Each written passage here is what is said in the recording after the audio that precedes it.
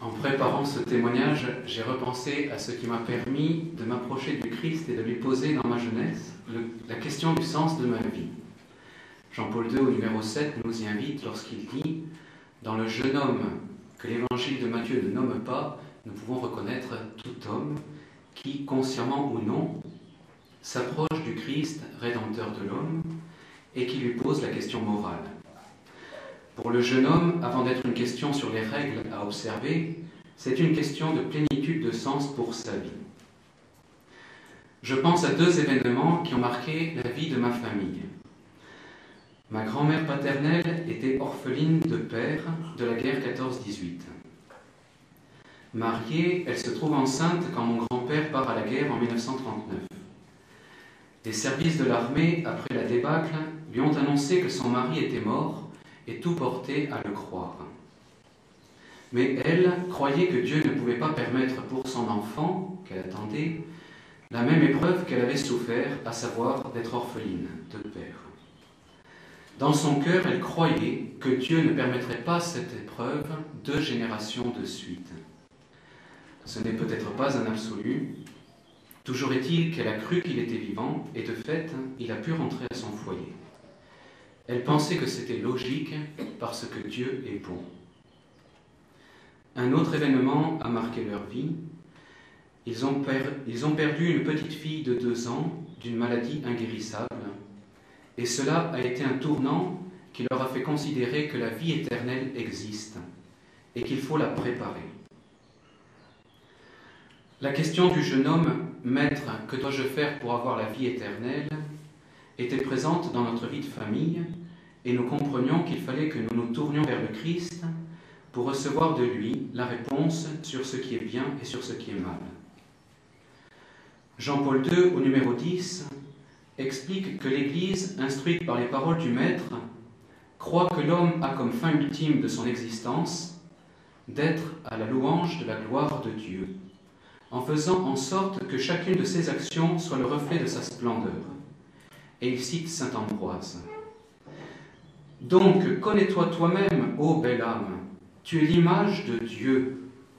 Connais-toi toi-même, ô homme, tu es la gloire de Dieu. » De fait, c'est en l'homme que la grandeur de Dieu se manifeste de la manière la plus visible, à travers l'exercice de sa volonté libre dans l'amour, et donc à travers sa vie morale orientée vers le bien. « Si tu veux entrer dans la vie, observe les commandements, répond Jésus au jeune homme. Dieu avait déjà répondu à la question du bien en créant l'homme et en l'ordonnant avec sagesse et avec amour à sa fin par le moyen de la loi inscrite dans son cœur. Donc c'est ce qu'on appelle la loi naturelle dont on a parlé dans les sessions précédentes. Donc je rappelle peut-être que celle-ci n'est rien d'autre que la lumière de l'intelligence infusée en nous par Dieu. Grâce à elle, nous connaissons ce que nous devons accomplir et ce que nous devons éviter.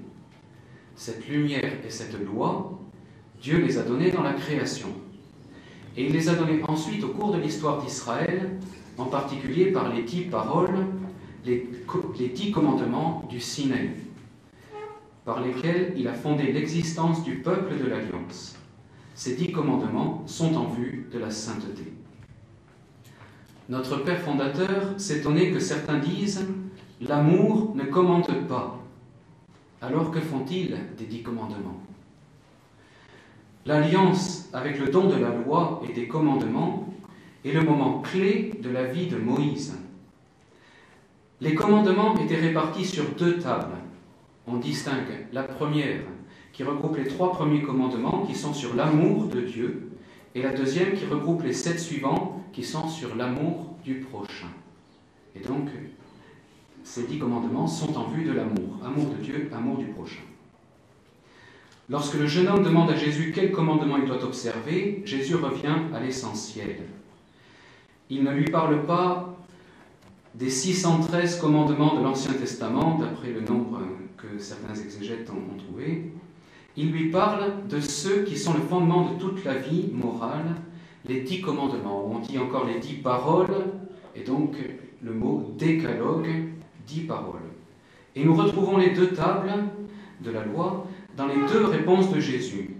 D'abord, Jésus oriente le regard du jeune homme vers Dieu en lui disant un seul est le bon, et puis ensuite les commandements du décalogue qui ont trait au prochain. Tu ne tueras pas, tu ne commettras pas d'adultère, tu ne voleras pas, tu ne porteras pas de faux témoignages, honore ton père et ta mère, et tu aimeras ton prochain comme toi-même. Les commandements rappelés par Jésus à son jeune interlocuteur sont destinés à sauvegarder le bien de la personne, image de Dieu, par la protection de ses biens. Ces commandements, rappelés donc, sont des normes morales formulées en termes d'interdits. Donc on les appelle préceptes négatifs. Ils sont comme des garde-fous aux fenêtres, mais comme cela vient d'être dit, ils expriment surtout donc comme une barrière qu'il ne faut pas franchir. Mais on peut exercer ces commandements d'une manière plus grande et plus belle. Ils représentent la condition de base de l'amour du prochain, et en même temps, ils en sont la vérification. Saint Augustin y voit comme une première étape nécessaire sur le chemin vers la liberté. Il dit « La première liberté, c'est donc de ne pas commettre de péchés graves, comme l'homicide, l'adultère, les souillures de la fornication, le vol, la tromperie, le sacrilège et toutes les autres fautes de ce genre. Quand un homme s'est mis à renoncer à les commettre, et c'est le devoir de tout chrétien de ne pas les commettre, il commence à relever la tête vers la liberté, mais ce n'est qu'un commencement de la liberté, ce n'est pas la liberté parfaite. » L'Ancien et le Nouveau Testament affirment explicitement que sans l'amour du prochain qui se concrétise dans l'observance des commandements, l'amour authentique pour Dieu n'est pas possible. Saint Jean l'écrit avec une force extraordinaire. Si quelqu'un dit « j'aime Dieu » et qu'il déteste son frère, c'est un menteur. Celui qui n'aime pas son frère qu'il voit ne saurait aimer le Dieu qu'il ne voit pas. Et l'évangéliste se fait écho de la prédication morale du Christ, exprimée dans la parabole du bon samaritain et dans le discours du jugement dernier. Dans le discours sur la montagne, qui constitue la Magna Carta de la morale évangélique et où on trouve donc les béatitudes, Jésus dit « N'allez pas croire que je sois venu abolir la loi et les prophètes. Je ne suis pas venu abolir, mais accomplir. » Commentant l'affirmation de saint Paul, la fin de plénitude de la loi, elle s'accomplit dans le Christ du fait qu'il est venu non pour supprimer la loi, mais pour la porter à son accomplissement. De la même manière qu'il y a un Ancien Testament, et que toute vérité cependant se trouve dans le Nouveau Testament, ainsi en est-il de la loi, celle qui a été donnée par l'intermédiaire de Moïse est la figure de la vraie loi. Tout cela, je l'ai observé. Que me manque-t-il encore, dit le jeune homme. Jésus porte à leur accomplissement les commandements de Dieu, en particulier le commandement de l'amour du prochain, en intériorisant et en radicalisant ses exigences. L'amour du prochain jaillit d'un cœur qui aime, et qui, précisément parce qu'il aime, est disposé à en vivre les exigences les plus hautes.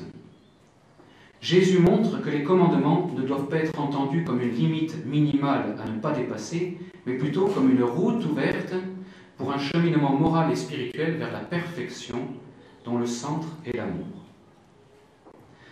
Vous savez qu'une manière de faire son examen de conscience pour préparer une bonne confession consiste à reprendre les commandements en poussant un peu dans la direction qu'ils indiquent. Et en cela, donc, on reprend ce que Jésus lui-même a fait. Ainsi, le commandement « Tu ne tueras pas » devient l'appel à un amour prompt à soutenir et à promouvoir la vie du prochain. Le précepte qui interdit l'adultère devient une invitation à un regard pur, capable de respecter le sens sponsal du corps. Jésus dit « Vous avez entendu qu'il a été dit aux ancêtres « Tu ne tueras point » et si quelqu'un tue, il en répondra au tribunal. Eh bien moi je vous dis, quiconque se fâche contre son frère en répondra au tribunal. Vous avez entendu qu'il a été dit, tu ne commettras pas d'adultère. Eh bien moi je vous dis, quiconque regarde une femme pour la désirer a déjà commis dans son cœur l'adultère avec elle. Dans ce sens-là, j'ai vu quelques attitudes qui m'ont marqué. Je suis d'une famille nombreuse. Je ne sais pas comment vous avez grandi, mais quand nous entendions dans l'Évangile Jésus dire « Si quelqu'un se fâche contre son frère », cela était très concret pour nous. Et j'ai été marqué par la patience de mes parents, donc j'ai envie de dire avec le temps. Maman essayait souvent de faire preuve de sagesse en tranchant les questions litigieuses. Et papa essayait plutôt de nous faire voir plus loin pour que nous apprenions à dépasser nos disputes. Notre grand-père nous disait parfois « Quelle importance cela a-t-il pour ta vie éternelle ?» Alors sur le coup, cela nous faisait plutôt enrager davantage. Mais quand le calme était revenu, je pense que cela nous a fait beaucoup réfléchir. Cette ouverture de la loi sur un dépassement par amour nous a aidés, mes frères et moi. Je pense aussi à des personnes qui nous ont invités à les accompagner de temps en temps à la messe en semaine. Cela nous aidait à voir la messe autrement que le devoir de sanctifier le jour du Seigneur.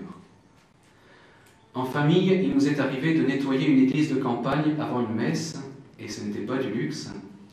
Cela pouvait illustrer le commandement « Tu adoreras Dieu seul et tu l'aimeras plus que tout ». Je pense aussi au cas d'une personne de la famille qui s'était donnée à Dieu et à qui il n'a pas été permis d'aller jusqu'au bout, sans raison valable apparemment. Un de ses proches, que nous connaissions très bien, s'était alors engagé à compenser en disant chaque jour certaines prières jusqu'à sa mort. Dieu n'est pas qu'une idée, il nous commande de l'aimer, lui qui nous a tant aimés, car c'est là pour nous la vie éternelle. Pour terminer, je voudrais dire que ma famille a été très heureuse de connaître le Père et de trouver en lui un vrai soutien pour notre vie morale plein d'équilibre. Donc le Père était plein d'équilibre. Nous nous sentions 100% à l'aise quand nous étions à Saint-Pierre de Colombier une fois par an. L'avoir rencontré nous permettait de tenir bon. Oui, plus de 80% des Français ne vont pas à la messe le dimanche. Oui, le nombre de divorces dépasse le tiers des mariages. Oui, nous sommes dans un monde pourri et la pornographie fait un mal immense. Oui, nous pouvions nous sentir isolés en tant que jeunes à la messe, etc., etc.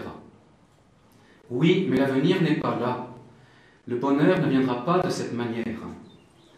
Le Père était témoin de l'espérance du règne de Dieu demandé dans chaque Notre Père. Et donc à travers quelques phrases qu'il disait à un ou deux repas qu'on pouvait avoir soit avant, donc à ce moment-là c'était la colonie de vacances, soit après, il envisageait un renouveau, il en témoignait tout simplement, qui prendrait du temps pour être mis en œuvre, mais qui n'était pas très éloigné, et ce renouveau ne pourrait se réaliser que dans l'observation des 10 commandements, en vue de la vie éternelle. Comment ne pas penser à lui quand nous chantons le psaume 91 ? Vieillissant, il fructifie encore, il garde sa sève et sa verdeur, pour annoncer « Le Seigneur est droit, pas de ruse en Dieu, mon rocher ». Le Seigneur ne ruse pas avec nous. Il nous rappelle les commandements pour que nous ayons la vie éternelle. Par la grâce, la vie éternelle commence dès cette terre.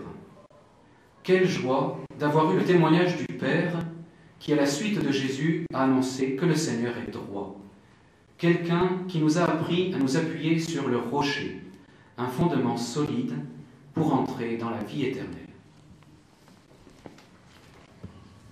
Voilà, merci Frère Michel. Donc après ce témoignage sur les commandements de Dieu,